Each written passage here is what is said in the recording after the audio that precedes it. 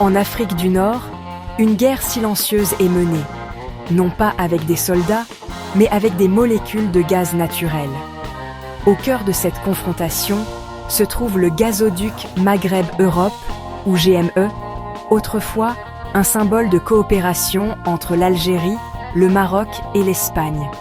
Pendant 25 ans, le gaz algérien a parcouru près de 1600 km à travers le Maroc jusqu'en Espagne, créant un réseau d'interdépendance économique. L'Algérie monétisait son gaz, l'Espagne sécurisait son énergie et le Maroc percevait des frais de transit ainsi que du gaz à prix réduit pour ses centrales électriques.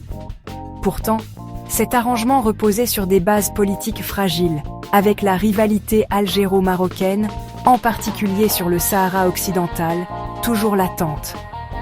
Malgré les tensions, le gaz continuait de circuler, suggérant la possibilité que les intérêts économiques puissent surmonter les divisions politiques. Mais cette ère de coopération pragmatique fut de courte durée. Le pipeline, autrefois un pont, était sur le point de devenir une ligne de front dans une nouvelle confrontation géopolitique.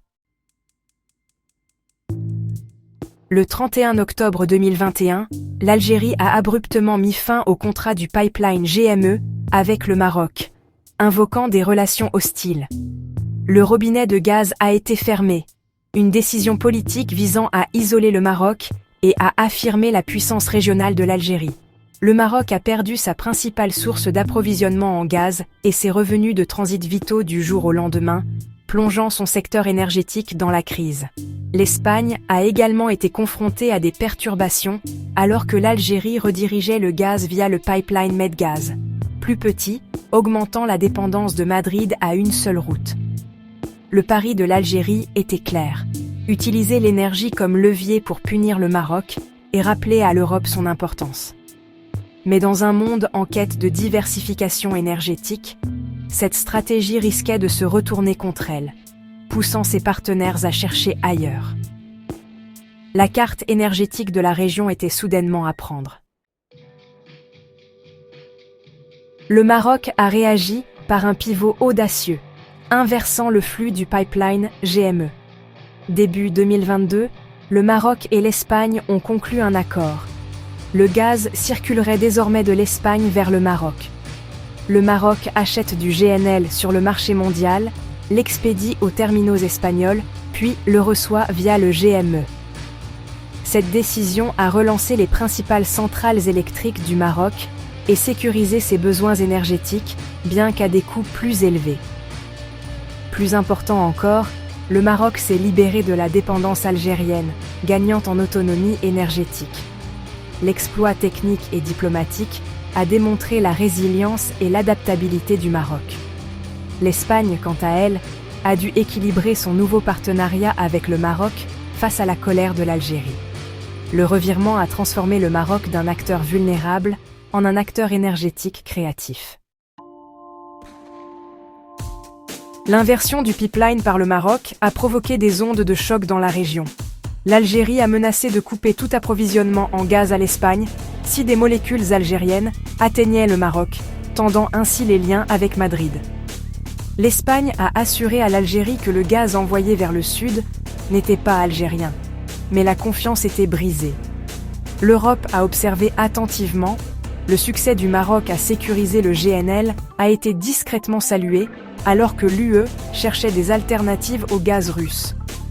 Le rôle de l'Espagne en tant que hub GNL s'est accru et l'importance stratégique du Maroc a grimpé en flèche.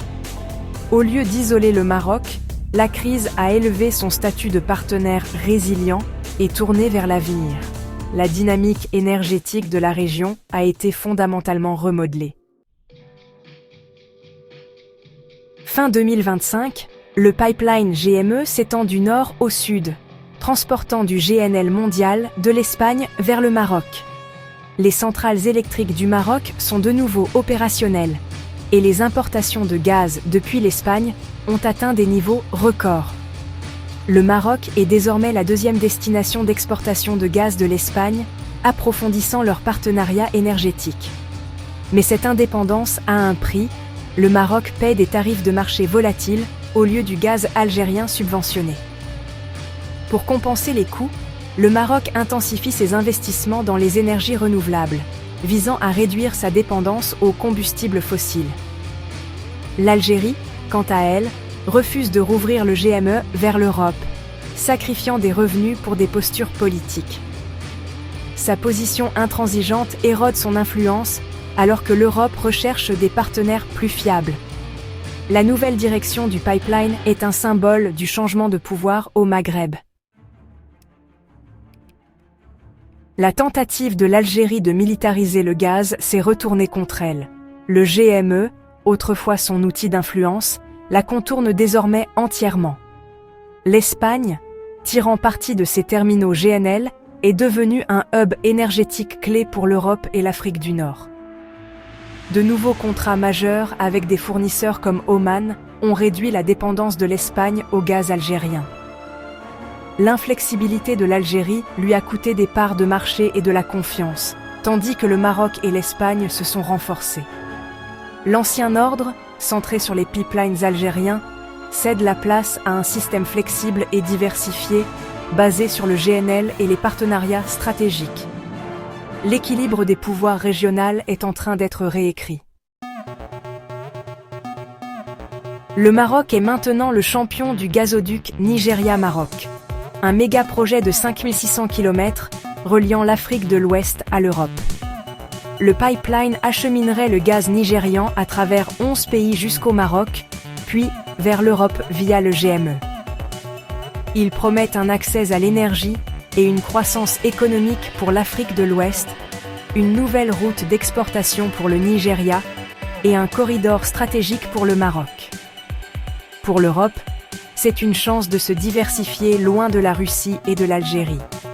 L'UE soutient fermement le projet et le financement progresse avec l'appui d'institutions majeures.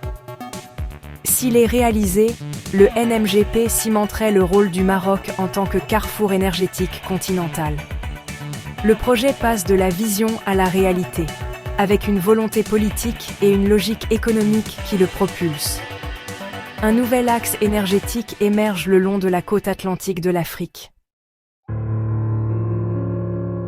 Le paysage énergétique nord-africain a été transformé. La fermeture du pipeline par l'Algérie, destinée à affaiblir le Maroc, a au contraire renforcé Rabat et diminué l'influence d'Alger. Le Maroc est devenu un acteur agile du GNL et est en passe de devenir un hub énergétique majeur avec le NMGP. L'Espagne a consolidé son rôle de porte d'entrée du GNL en Europe. L'ancien paradigme de la domination algérienne s'estompe rapidement. Le sort du pipeline Nigeria-Maroc décidera de l'avenir de la région. Le Maroc deviendra-t-il le nouveau roi de l'énergie ou l'Algérie peut-elle s'adapter ? La prochaine décennie déterminera qui redessinera véritablement la carte énergétique de l'Afrique du Nord.